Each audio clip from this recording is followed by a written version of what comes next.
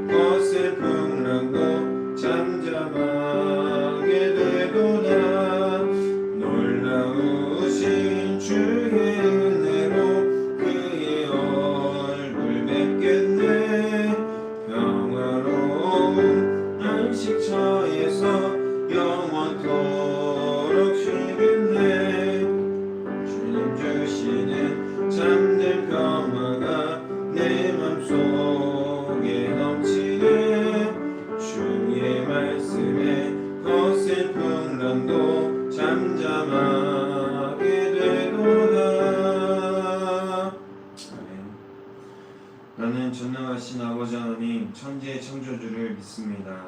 나는 그의 유일하신 아들 우리 주 예수 그리스도를 믿습니다.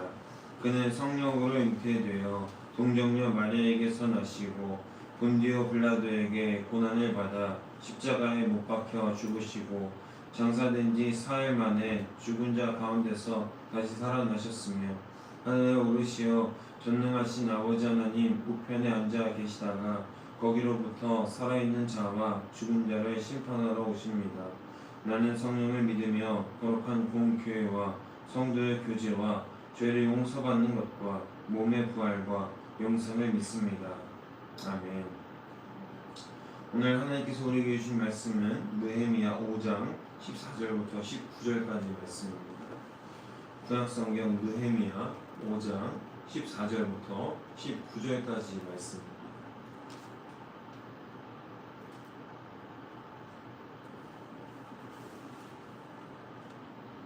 찾으신 줄을 믿고 큰 목소리로 함께 교독하겠습니다. 또한 유다 땅 총독으로 세움을 받은 때 곧 아닥사스 왕 제20년부터 제30년까지 10년 동안은 나와 내 형제들이 총독의 녹을 먹지 아니하였느니라. 나보다 먼저 있었던 총독들은 백성들에게서 양식과 포도주와 또 음사식품을 그들에게서 빼앗았고 또한 그들의 종자들도 백성을 압제하였으나 나는 하나님을 경외하므로 이같이 행하지 아니하고 도리어 이 성벽 공사에 힘을 다하며 땅을 사지 아니하였고 내 모든 종자들도 모여서 일을 하였으며 또 내 사람의 유다 사람들과 민장들 150명이 있고 그 외에도 우리 중에 있는 유다 족속들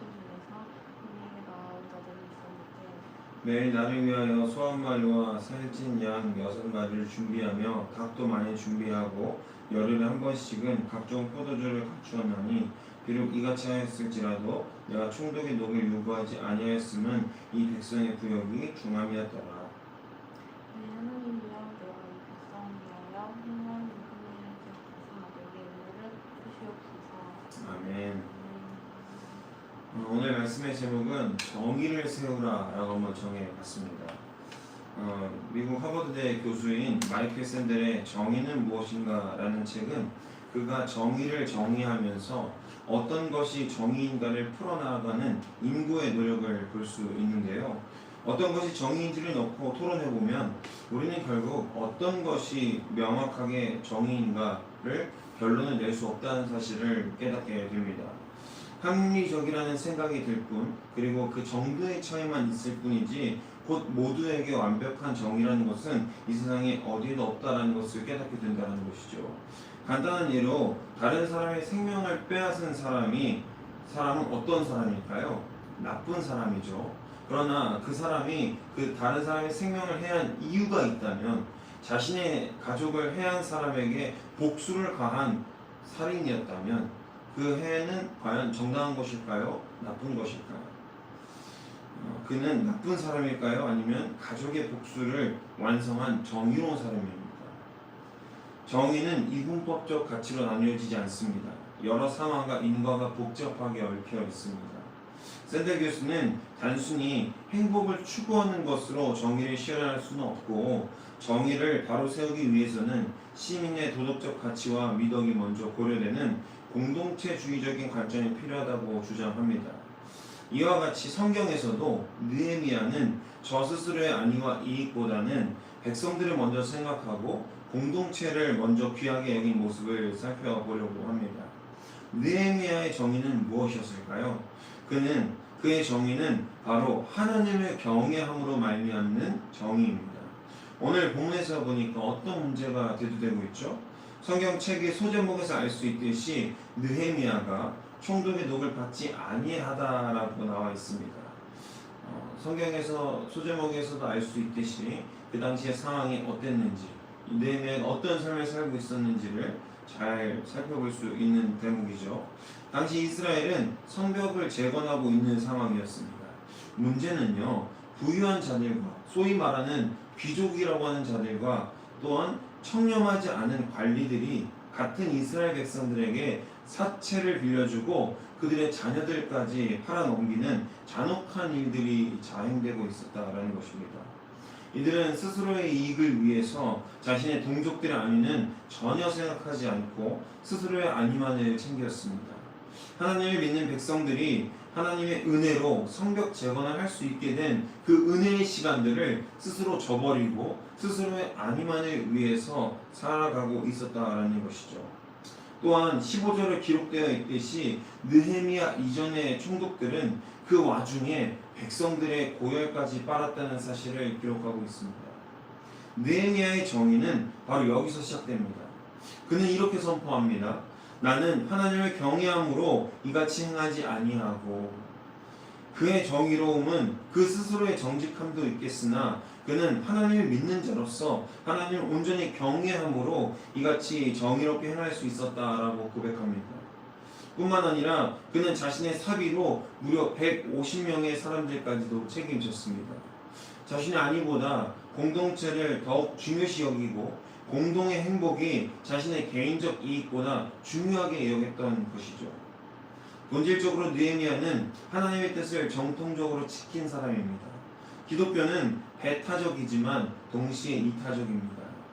그리스도의 구원과 사랑을 믿는 우리는 우리 스스로만 구원받는다, 우리에게만 영원한 쉼이 있다라고 이야기하지 않습니다. 우리의 전제는 늘 똑같습니다. 누구든지 주의 이름을 부르는 자는 구원을 얻으리라. 로마서 10장 13절 말씀이죠. 성경에서 말하는 정의는 하나님의 뜻이고 하나님의 뜻을 따르는 자들은 하나님을 온전히 경외함으로 정직하게 살아가게 됩니다. 아니, 살아가야 하는 줄로 믿습니다.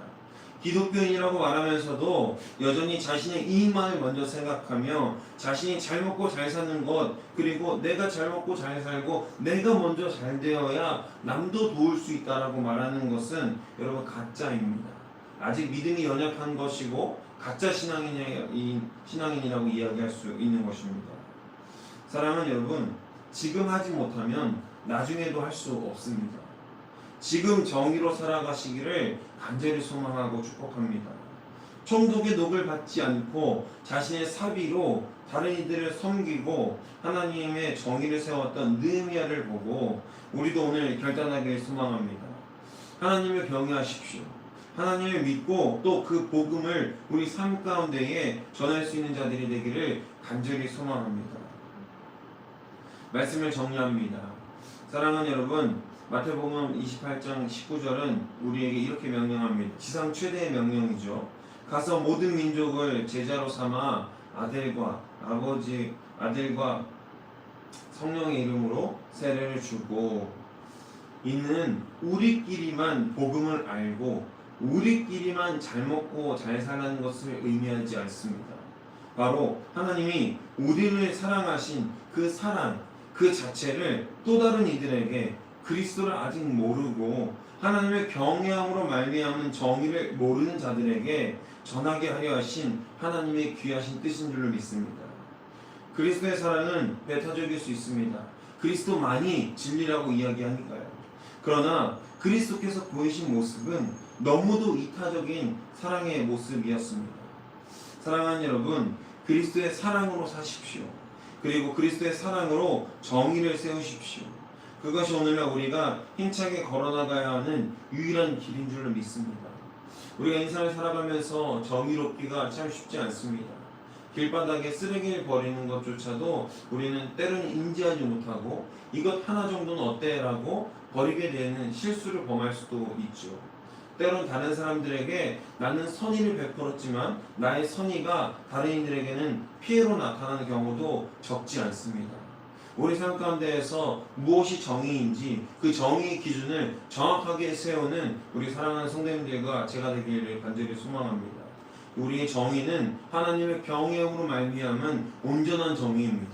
내 정의가 아니라 내 스스로 생각하는 도덕적 신념에서 벗어나서 하나님을 더욱더 경외함으로 말미암은 온전한 정의를 세우는 저와 여러분들이 되시기를 주의 이름으로 간절히 소망하고 축복합니다. 기도하겠습니다. 사랑의 주님, 감사합니다. 주님께서 귀하게 허락하신 온전한 말씀을 따라서 이 시간 우리가 이 새벽 나와서 말씀 듣고 정의를 세우기를 원합니다. 우리의 정의가 아니라 주께서 허락하신 귀한 정의를 따라서 살아갈 수 있도록 하시고, 하나님께서 우리에게 말씀하신 지상 최대의 명령을 따라서 우리도 그들에게 가서 모든 민족에게 가서 그리스도의 사랑을 전하고 그리스도의 이름으로 세례를 베풀 수 있는 귀한 은혜를 허락하여 주시옵소서. 하나님, 우리가 성령으로 무엇보다도 충만하여서 하나님을 따라갈 수 있도록 하시고, 우리가 우리 삶 가운데에서 내 스스로의 안위와 나의 온전함을 먼저 챙기기보다는 하나님의 말씀을 먼저 따라 살게 하시고, 하나님 온전히 믿고